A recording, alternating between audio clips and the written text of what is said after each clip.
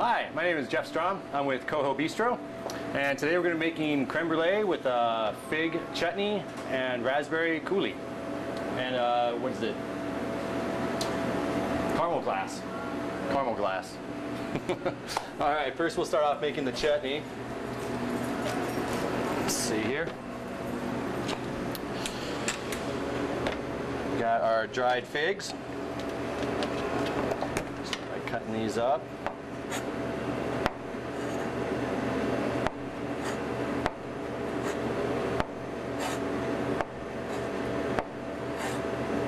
And our figs the traditional ingredient of choice here?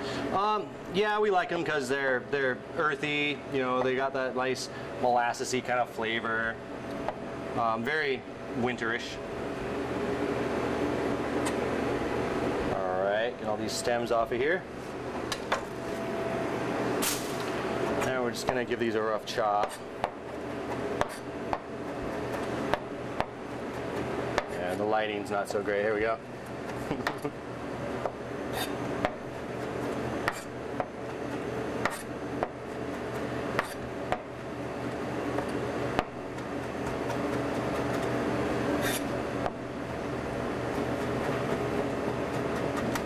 All right, take all our figs,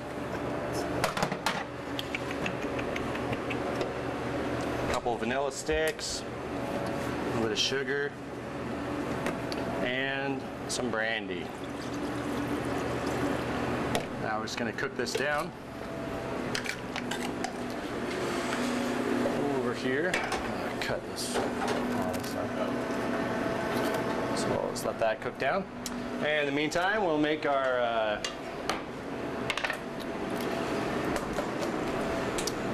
little raspberry coulis. Got some raspberries. Again, a little bit more sugar. And we juiced a couple of red peppers, and along with a jalapeno. Add that to that. Stir this guy up. And we'll put this on the heat. Cook this down. Get that going. All right, next we'll prepare the custard.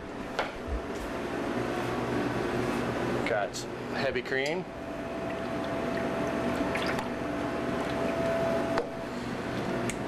Milk.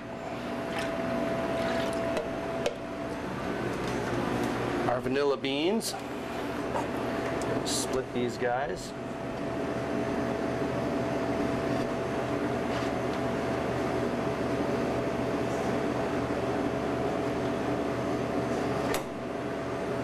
Give them a little scrape.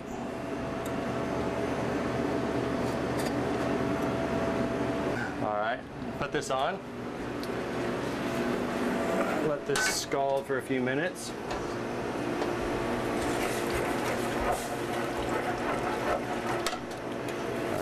Gonna flame up. So when you say let that scald, you're just gonna kind of heat it up? Yeah, we're gonna heat it up, let that vanilla infuse in with the cream. And we'll let that scald, which is basically bringing it to just to a boil, turn it off and let it steep for about 20 minutes.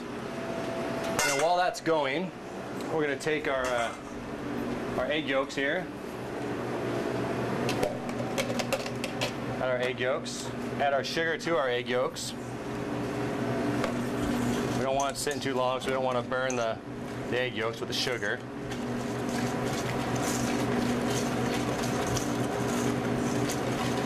All right, so that's mixed up. Now we got this going. Burn off the alcohol in that.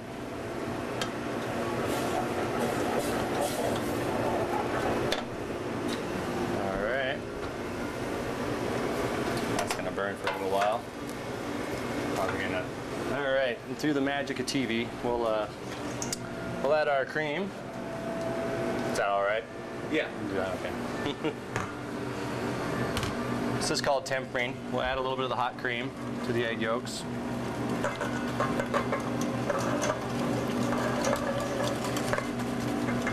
A little at a time.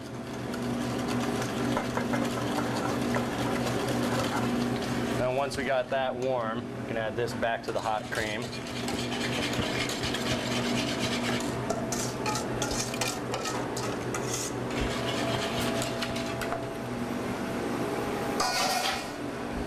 All right. Now, take our creme brulee dishes. Here at the bistro, we use little canning dishes. Make sure there's nothing in there. We put a towel on the bottom to insulate it because it's a thin pan, and it keeps them from moving around. It'll help them cook more evenly.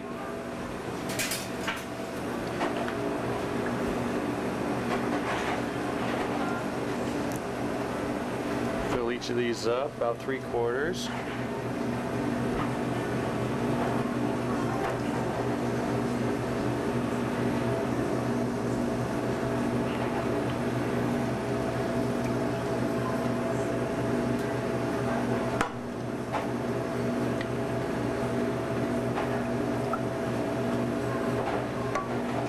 You'll notice we're going to cook these in a water bath. And I didn't put any water in the pan right now because we're going to put these in the oven and we don't want the water to splash into the custards. So we're going to get this in the oven, and then we're going to add our water.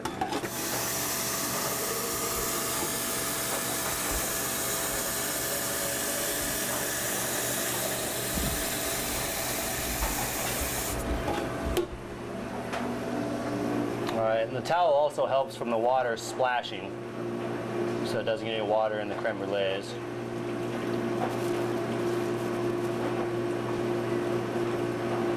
Alright, gonna need a little bit more water than that. I want to bring the water about up to the level of the creme brulees, the custard in the dishes. Alright. Then we're going to place a little foil over it.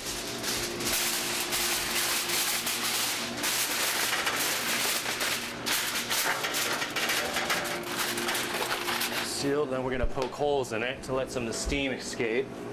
That way you get a nice smooth top on your creme brulee and no bubbles. Alright, in the oven.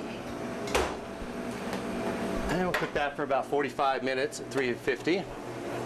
Alright.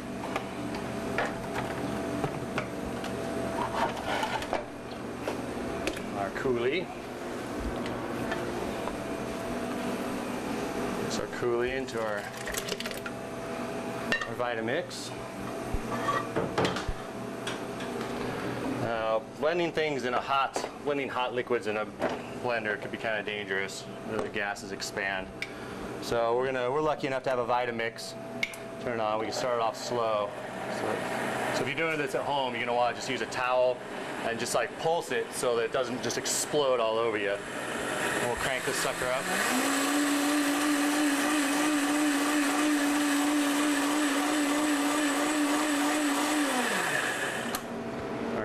There's our coulis. And now, I guess we'll show you the plating. Hi, my name's Ben. I'm also with the Coho Bistro, and I'm going to show you guys how to make some caramel. So we're going to start out with just a little bit of sugar into a cold pan. You're going to want to throw some water in there as well, so it's about the consistency of like wet sand. Come over to the heat. Go ahead and throw it on high heat. You want to make sure to really keep a close eye on it because it can go from perfectly done to overcooked very fast.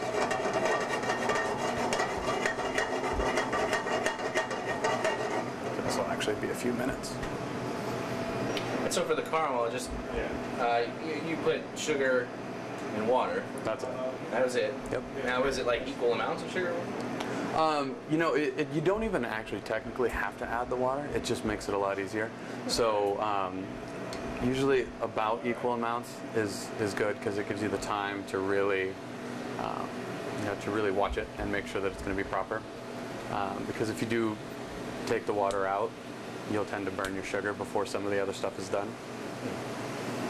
So you want to make sure to keep it moving every now and then. Just make sure that the cooking process is really going evenly as well.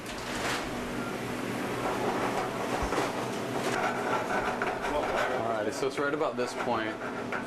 This is about where you want to start really paying attention to it because just as you can see it's starting to catch some color, it'll go from just a boiling water consistency to caramel pretty quickly. Yeah. Alrighty. So now it's starting to get the color. It's where you really want to make sure to keep the pan moving so that it all comes together really nicely.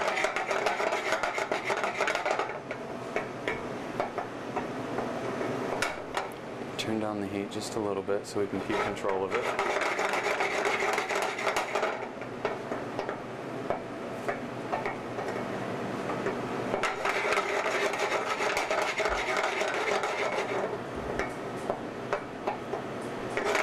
Alright, so we're just about there.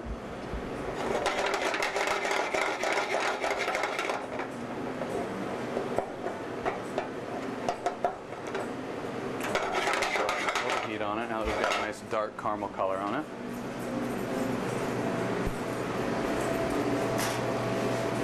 Just going to pour it onto a sill pad that has a little bit of water on it. The water will actually boil instantly and give it a nice little bubbly effect. Spread it out so it's really thin. There we go.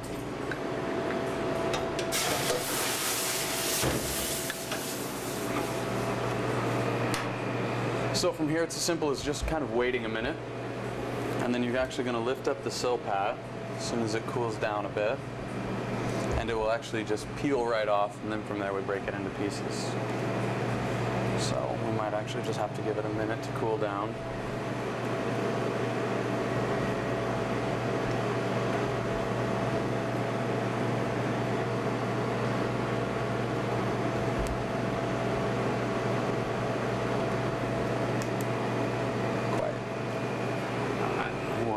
And it'll about be there. Feels about right. So what we'll do is kind of lift it up, start working the sill pad underneath.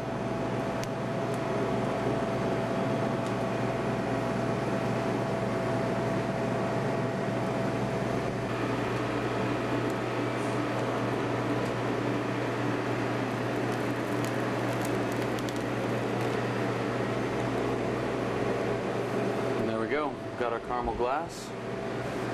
Now it's just a matter of waiting for it to cool down so that we can break it up into pieces and use it as a garnish. Alright, so we've got all of our finished components. I'm going to go ahead and show you how we plate one up here. This is the raspberry and red pepper coulis. Just give it a little swoosh. Put the creme brulee on top. Some of our fig compote. Just go right down in the center with it. And then traditionally a creme brulee is finished by pouring a little bit of sugar over the top and bruleeing, but what we do here just for a little bit of fun and to make it kind of different is to just put the glass right over the top. So now you have some height to it. And there you go, that's our finished plate, as we do at the Coho Bistro. Thanks.